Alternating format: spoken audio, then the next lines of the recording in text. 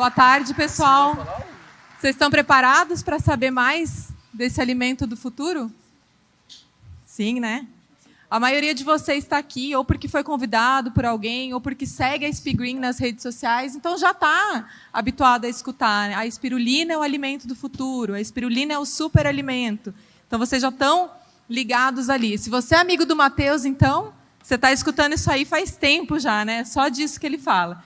Então, todo mundo aqui já escutou, já sabe que a espirulina é o alimento do futuro, que vai realmente revolucionar a forma que se trata a alimentação e a suplementação alimentar. Mas, de fato, quantas pessoas que estão aqui são capazes de falar com precisão o que é a espirulina? Então, é muito fácil. Você conhece a espirulina? Ah, eu conheço. Ah, o que ela faz? Ela é boa? Ah, é ótimo, eu consumo, ela é maravilhosa. Tá, mas o que ela é? Então, o que eu vim fazer aqui hoje não é falar dos produtos da SPGreen, porque outras pessoas vão falar com muito mais com qualidade aqui dos produtos, né? Pessoas participaram do processo de criação da SPGreen, mas eu vou falar da espirulina organismo, porque a espirulina é um organismo, é um ser vivo. Assim como nós, assim como as plantas, os animais, ela é um ser vivo. E antes de eu começar, eu queria agradecer ao Reinaldo, ao Matheus, à Eliane, pelo convite, dizer que eu estou muito feliz de estar aqui com vocês, né, de passar essa tarde aqui com todos vocês, e para a gente poder falar um pouquinho mais sobre a espirulina. Então, aqui, né, só para ter meu nome.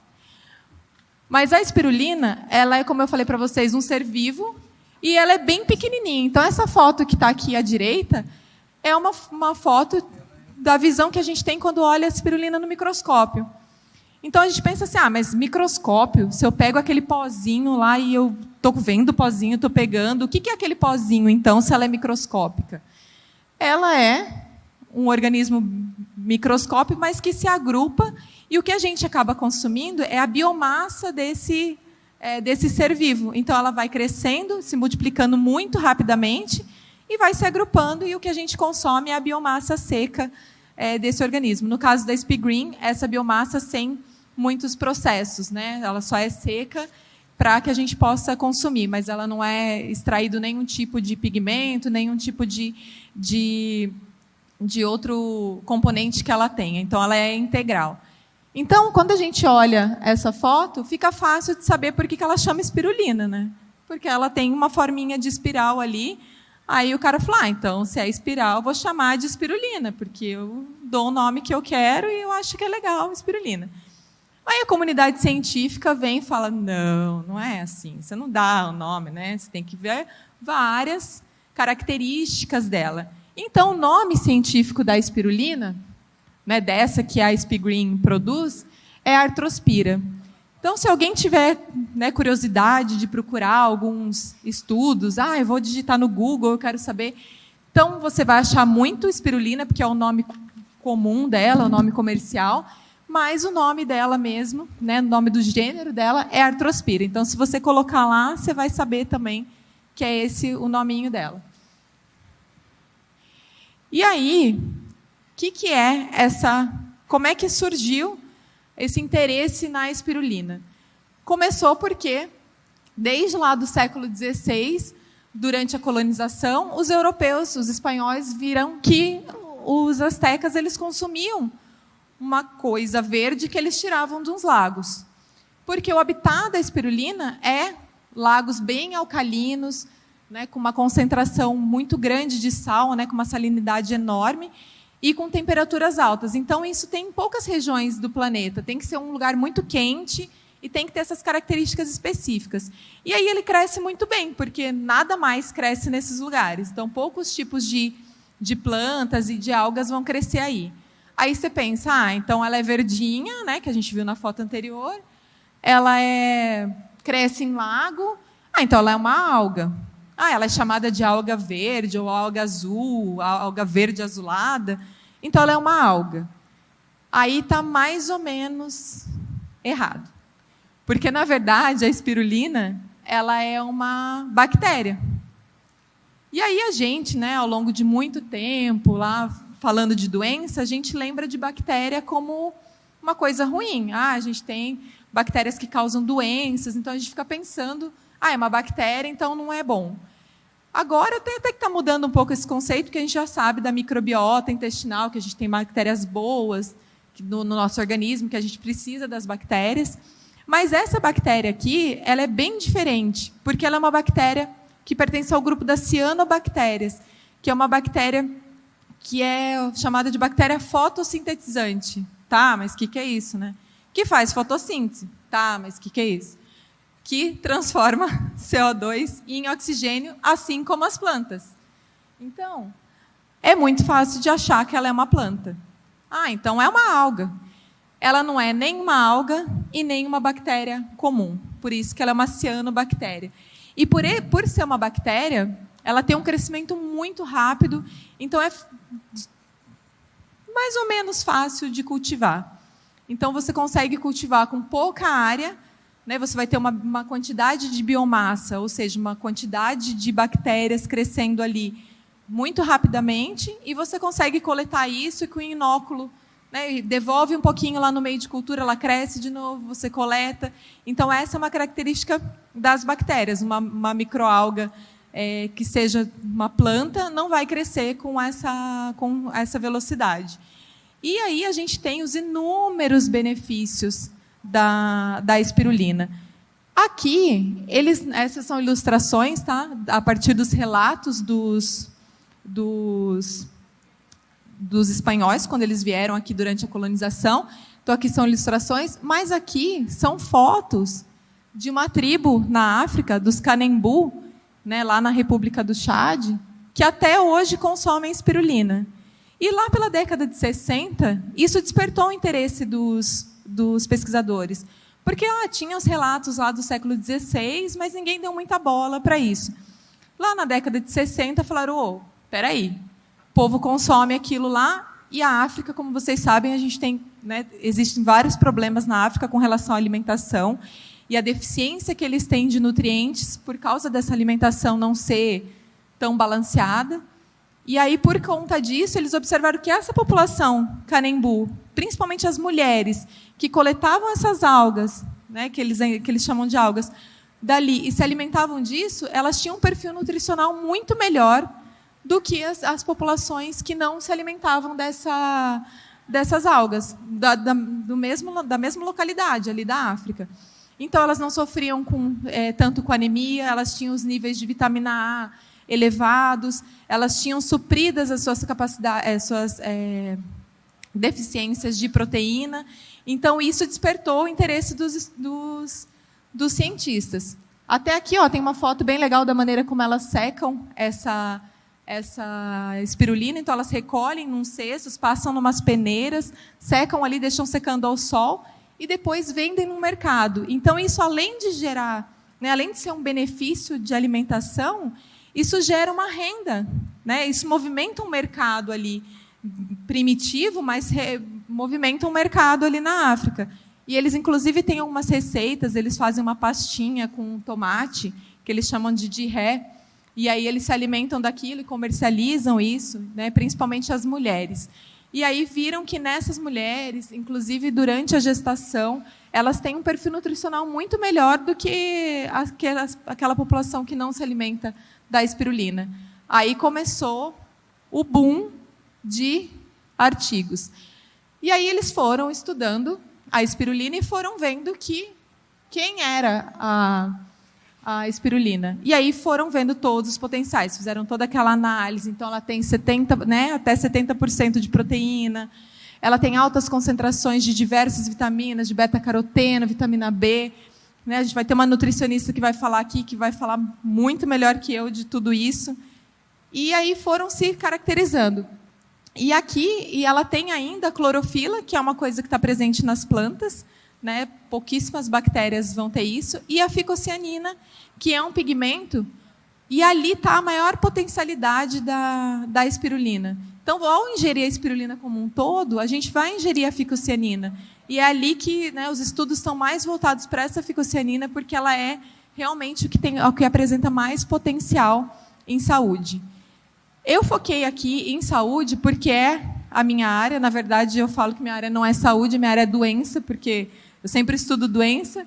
E quando, né, me deram esse desafio de estudar a espirulina, eu falei, gente, a gente não precisa estudar doença.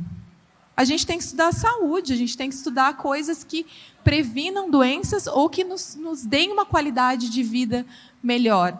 Então, a gente já sabe hoje, diversos estudos, principalmente na área de imunologia, que quando o nosso organismo está em homeostase, ou seja, está em equilíbrio, a gente se alimenta bem, a gente vive bem, né, o nosso cérebro está funcionando bem, até a nossa vida espiritual está funcionando bem, que o corpo está tudo, é muito mais difícil de você adoecer. Né? Várias doenças a gente sabe que são psicossomáticas, que são doenças que a gente fala às vezes até, tem as doenças da alma, tem doenças que se manifestam fisicamente por causa disso. Então, hoje eu mudei o meu olhar da doença para virar o meu olhar para a saúde. E a espirulina faz parte disso. Então, aqui, só para vocês terem uma ideia do número de publicações científicas citando espirulina, né, com experimentos voltados, utilizando espirulina. Então, ali, nem é de tanto tempo atrás, em 1996, foram publicados 3 artigos científicos falando da espirulina. Então, era bem pouco. E a gente tem aqui, o último ano, né, ou ali 2016, 67 artigos científicos. E aí são artigos científicos de revistas internacionais e indexadas. Então, a gente tem muito mais publicações de pequenas universidades, por exemplo, ou de lugares menores, né, de revistas mais locais, sendo publicados. Aqui a gente está falando só de pesquisa de ponta, né, de pesquisa com um bom financiamento e resultados bem promissores. Então, o interesse na espirulina vem crescendo muito, inclusive no meio acadêmico. E aí, só para situar vocês, porque eu vou falar algumas coisas aqui, para ninguém também achar que a espirulina cura o câncer, eu vou tomar a espirulina. Não é bem assim, gente, calma, a espirulina é ótima, mas calma. Então, a gente tem alguns, né, para se fazer ciência, a gente faz testes in vitro, que a gente chama, que são aqueles testes que a gente faz no laboratório, não utiliza nem o organismo vivo, então a gente pode utilizar células humanas ou células de algum animal, mas não um organismo inteiro. Então, a gente vai utilizar, eu quero utilizar uma célula do fígado. Então, a gente chama in vitro porque a gente faz tudo ali no laboratório. Ou a gente pode testar em animais. Normalmente, a gente testa antes em animais tudo que a gente vai testar em humanos depois. E os estudos em humanos, que podem ser de intervenção, ou seja, eu faço uma intervenção naquele indivíduo, eu aplico, ou eu dou espirulina para ele tomar e vejo o resultado, ele tem uma doença, eu vou avaliar, ou então só testes observacionais. Eu vou lá, eu vou observar e anotar o que está acontecendo e ver se tem alguma diferença ou se tem alguma coisa relevante. Então, algumas organizações, a partir dessas pesquisas que foram sendo divulgadas, foram validando a espirulina como um bom alimento. E não só um bom alimento, mas como um superalimento, assim, muito promissor até para o combate de várias doenças. Então, a gente tem a Organização das Nações Unidas dizendo que é um alimento para a humanidade ali, que é um alimento ideal para a humanidade, pelas questões que o Matheus já falou, de produção, né, muito mais, em menos área você consegue produzir muito mais proteína do que de qualquer tipo de proteína animal. A gente tem, por exemplo, a Organização Mundial de Saúde dizendo que a espirulina é segura, porque isso é muito importante também, às vezes tem um potencial bom, mas ela tem um outro lado, né? Tem um efeito colateral, às vezes. E não, está garantido, baseado nos estudos científicos, tá? Não é um dia que a Organização Mundial de Saúde resolve chegar e falar, isso aqui é bom. Ou então as Nações Unidas fala, hoje eu decidi que a espirulina é o alimento do futuro. Não, tudo isso é baseado em pesquisa científica. E eu vou apresentar para vocês hoje algumas delas, passar bem rapidamente. Claro que a gente não teria tempo de explicar tudo, mas só para vocês verem as potencialidades da espirulina. Então, aqui, esse é um artigo que, acho que, na verdade, não ficou o título, ficou só um gráfico desse artigo, Mas esse aqui é avaliando a população lá que consome aquele DIRE, aquela população principalmente de mulheres. E aí a gente vê os níveis de retinol, que é a vitamina A no sangue, muito mais elevado nessas mulheres do que nas mulheres que não consumiam, da mesma tribo, da mesma etnia. Então, elas, inclusive, estavam abaixo do nível recomendado, né, de vitamina A no sangue pela Organização Mundial de Saúde. Na África também a gente tem o problema do HIV, que é uma epidemia em vários países africanos, e a espirulina se mostrou com um papel muito importante no reestabelecimento das condições fisiológicas dessas pessoas. Então, as pessoas que têm HIV, a gente sabe que elas ficam muito debilitadas, e consumindo a espirulina, elas foram melhorando outros parâmetros. Então, às vezes elas estavam desnutridas ou com muitas infecções bacterianas por conta de estar imunossuprimida, né?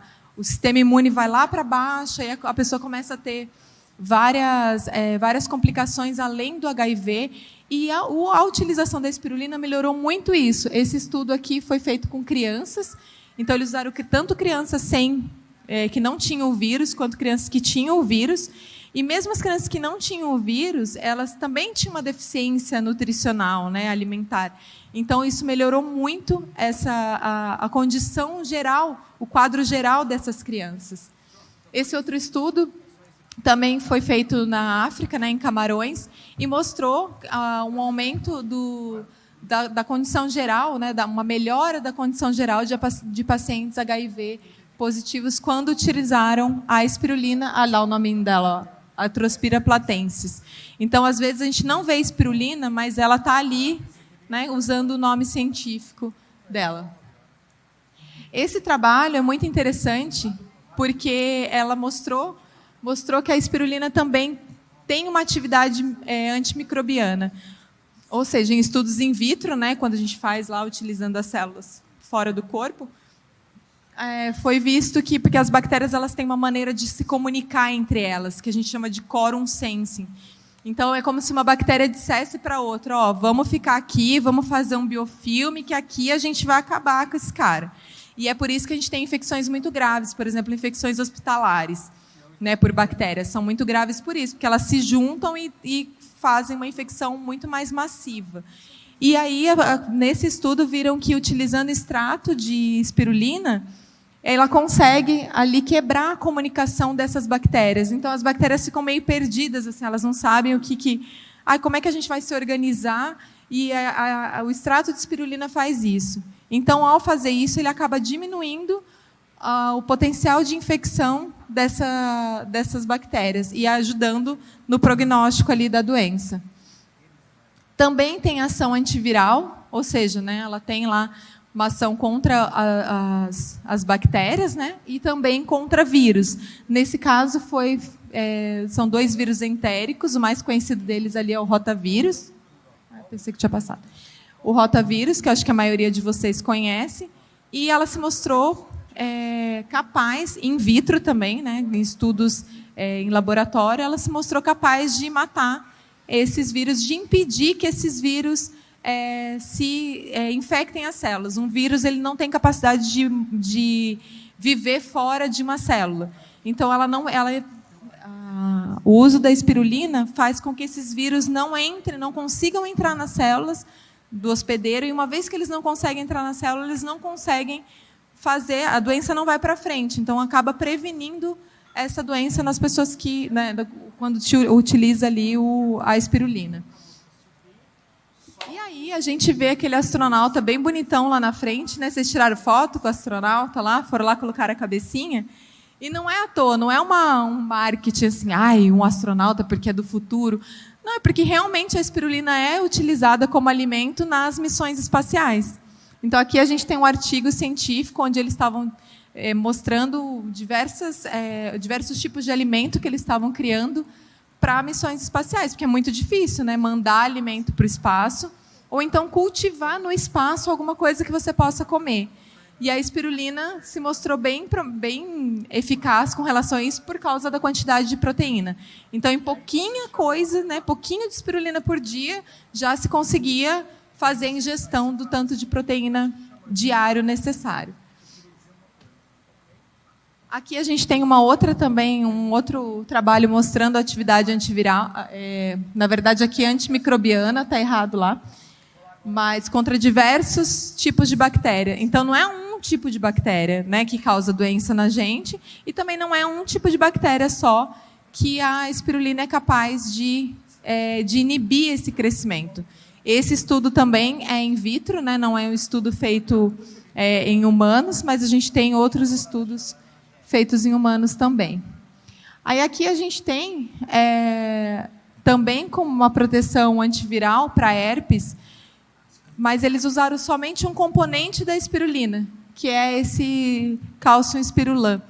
E aí tem várias espirulinas no mercado. O que eles fazem? Eles retiram esse espirulan e vendem a espirulina para você consumir. Mas aí eles vendem o espirulan separado como um outro fármaco.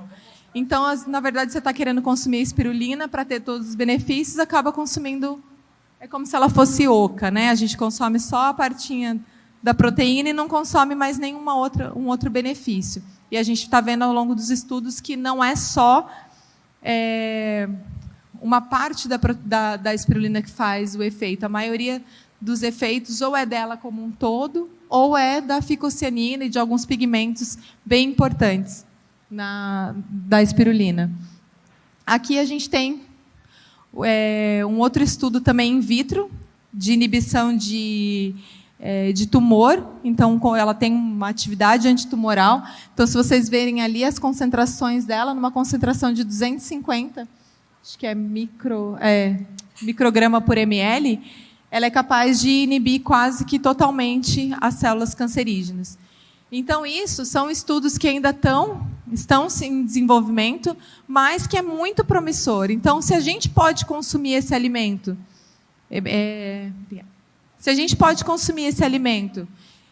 sabendo de tudo isso, por que não fazer?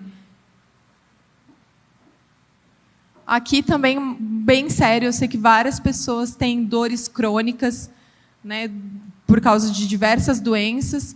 Então, ela se mostrou bastante promissora. Esse estudo aqui foi feito em animais, mas a gente tem, acho que tem um outro.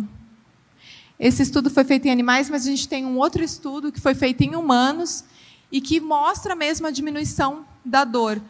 Então, a pessoa vai lá e fala, de 0 a 10, qual é a sua dor? E quando as pessoas começaram a tomar espirulina sem saber, tá, gente? Porque eles fazem um grupo controle e um grupo tomando espirulina, e quem está tomando não sabe se está tomando placebo, que é aquela farinha ou aquele açúcarzinho, ou se está tomando espirulina. Então, a gente chama esse estudo de duplo cego. Nem o pesquisador sabe o que ele está dando para a pessoa tomar, né, na hora ali, ele vai saber só no fim do estudo, e nem a pessoa sabe o que ela está recebendo. E mesmo assim, os pacientes que recebiam espirulina, eles relatavam que tinham muito menos dor, né, durante o exercício ou mesmo em repouso, né? Tem muitos idosos, principalmente, que têm muita dor crônica, mesmo em repouso, mesmo sem fazer nada. E aí viram que diminuía bastante a dor. Aqui, esqueci desse. Causa um efeito protetor em diabetes. Aqui a gente um estudo em ratos, então eles induzem diabetes em ratos, deixa, né, a glicemia do rato ir lá em cima, e aí começaram a dar na alimentação do rato a espirulina. E foram vendo que isso auxiliava no controle do nível glicêmico, né, no controle da diabetes. Aqui esse estudo é muito legal, porque o que vocês estão vendo aqui, na letra A, é um axônio, que é uma parte do nosso neurônio, que é ele que faz a comunicação entre os neurônios. E em doenças como isquemia, por exemplo, quando a pessoa tem um derrame ou quando ela tem esclerose múltipla, ele vai perdendo uma camada que ele tem fora, que chama bainha de mielina. Isso vai acontecendo uma desmielinização, né? Ele vai perdendo essa camada ali fora e ele vai ficando assim, como na letra B. Aqui são axônios de ratos, então, né, os pesquisadores induzem essa doença né? Porque a gente não teria como estudar isso em humanos, não tem como você abrir o cara e tirar um pedaço do neurônio dele para estudar. Então, induz a doença em ratos e viu que quando esses ratos eram previamente tratados com espirulina, ele era capaz de preservar o axônio e mesmo depois que já estava desse jeito, ele conseguia regenerar. Então, todas as drogas que tem no mercado hoje para esclerose múltipla ou para isquemia são drogas que param o processo da doença ou, né, contribuem para a melhora, mas nunca eles recuperam o axônio que está degradado já. E a espirulina, pelo menos em ratos, mostrou que tem essa capacidade de remielinizar, né, construir de novo essa bainha de mielina ali. Então, é um efeito, esse estudo é um estudo que causou bastante impacto na comunidade científica, porque é um efeito que não foi visto em mais nenhum outro fármaco que já exista. Aqui, esse slide mostra a ativação do sistema imune. Então, aqui a gente tem vários tipos de interleucina, que são células que as células do nosso sistema imune produzem, né, são moléculas produzidas que vão auxiliar no combate de doenças ou na melhora do nosso bem-estar. Então, ele mostra que algumas moléculas pró-inflamatórias são suprimidas, né, porque não é muito bom ter muita inflamação, e as anti-inflamatórias são elevadas. Então, isso tudo pelo consumo de espirulina. E isso aqui é em humanos. Aqui também é um outro estudo, mas falando a mesma coisa, né, na produção de citocinas pró-inflamatórias, que ele ajudava a diminuir essa produção, tinha um estímulo ali, mas essa produção não era tão elevada a ponto de prejudicar todo o sistema, né, todo o organismo. Esse trabalho é muito legal porque ele mostra pessoas fazendo atividade física e consumindo espirulina. Então, a maioria das pessoas relata um aumento de performance, e alguns estudos foram feitos também, por exemplo, para ver fadiga muscular, tem maneiras de medir o estresse muscular, fadiga, e esse estudo mostrou que as pessoas estavam consumindo espirulina também sem saber, né, não sabia se era o grupo controle ou não, estavam tendo uma melhora na sua performance ali. Então, o pessoal que gosta de treinar, espirulina é muito bom para consumir, para quem gosta de atividade física. Esse aqui é muito legal porque é uma ativação do sistema imune também de pacientes HIV positivos. E aqui aumentou muito o índice das moléculas de CD4, que é quando a pessoa tem HIV, duas coisas são fundamentais: que a carga viral, né, a quantidade de vírus esteja baixa, e que a quantidade dessas moléculas CD4 dessas células CD4 esteja alta. Que quando começa a cair essa célula CD4 e aumentar a carga viral, o paciente fica cada vez mais imunodeprimido. E aí viu que no consumo da espirulina, isso também foi em camarões, o consumo da espirulina aumentou. E esse teste aqui foi feito em humanos, também no sistema de duplo cego. E eu vou acelerar aqui. Esse trabalho é muito legal, porque a espirulina com whey...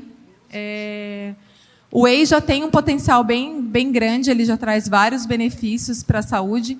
E aí, quando misturaram o whey com a espirulina, eles viram que ele tinha um efeito protetor, e a espirulina dava um boost, assim, um aumento no efeito do whey. E aí isso foi comprovado por um outro trabalho que foi feito em seguida, que mostra que eles têm uma ligação covalente lá, a nível de molécula, que eles interagem, e a espirulina faz com que a biodisponibilidade do whey seja maior. Então, é como se você pegasse um whey, a espirulina triturasse o whey para você conseguir absorver tudo. Então, muito legal essa interação dos dois. E aqui, com relação ao controle de peso, também foi feito em humanos e viu a redução dos níveis de obesidade em humanos.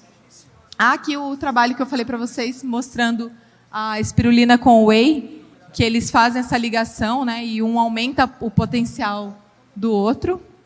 E aqui a gente tem trabalhos voltados para a terceira idade, mostrando a suplementação diária de espirulina na fase da terceira idade ali para os idosos, como melhorou todos os aspectos, né, principalmente os aspectos imunológicos desses idosos. E aqui, esse trabalho é muito legal, é um trabalho até não é tão antigo, bem recente, mostrando os potenciais da espirulina como antioxidante quando utilizado como creme facial. Então, ele tem um potencial antioxidante muito grande, ele tem efeitos antioxidantes para usar como máscara facial. E aí, o Matheus falou para mim, então você vai ficar incumbida de falar que a Spigreen também vai ter uma linha de cosméticos. Também vai ter uma linha muito legal, né? E aí vai ter máscara facial, tudo à base de espirulina. E tudo, né, a ciência mostrando que realmente faz efeito. Não é lá para vender, eu vou passar coisa verde no rosto, né? Espirulina, que legal, é a coisa do futuro, vamos ficar com a cara verde, vamos ver se dá certo. Não, tem comprovação científica de que realmente funciona. Aqui também é para a terceira idade, é só aumentando os níveis de células de eritrócitos, né, de glóbulos vermelhos. Estão melhorando a condição geral dos idosos quando eles ingeriam espirulina. E, então, esse alimento tão poderoso, com tantas potencialidades, que é o alimento do futuro, na verdade está disponível para a gente agora. Está disponível aqui, a gente pode consumir a qualquer momento. Então, era isso que eu queria falar para vocês. Não percam a oportunidade de vivenciar, né, a experiência que é consumir um alimento desse. O quão privilegiado nós somos de poder consumir algo que pode trazer tantos benefícios. E aí a gente não está falando assim, no marketing, né? Eu trabalho para a Spigreen, eu não trabalho, tá, para a Spigreen. Mas assim, eu quero vender o produto é bom. Não, aqui eu estou falando de trabalhos científicos, da comunidade científica que não ganha nada para fazer propaganda e está afirmando que a espirulina é realmente um alimento muito completo e que é excelente para o consumo humano. Tem outras diversas aplicações, mas para o consumo humano é excelente. E eu agradeço a vocês pela paciência de ficar ouvindo um monte de coisa. Eu sei que às vezes é chato, mas para vocês verem mesmo, terem um respaldo científico. Quando alguém perguntar para vocês o que é espirulina, vocês já vão saber um pouquinho mais, além do que ela é boa. Beleza? Muito obrigada, gente. Uma salva de palmas para a doutora Grace Brisa. Antes de mais nada, doutora Grace, por gentileza, queremos relatar a vocês um breve currículo. Doutora Grace é licenciatura em Ciências Biológicas pela Unifo e bacharelado pela UEM. Mestrado em Ciências da Saúde pela UEM e doutorado em Biotecnologia e Biociências pela Universidade Federal de Santa Catarina. Muito obrigado, doutora Grace. Mais uma vez, uma salva de palmas para a nossa doutora Grace Brisa, que faz parte da equipe técnica da Spigreen.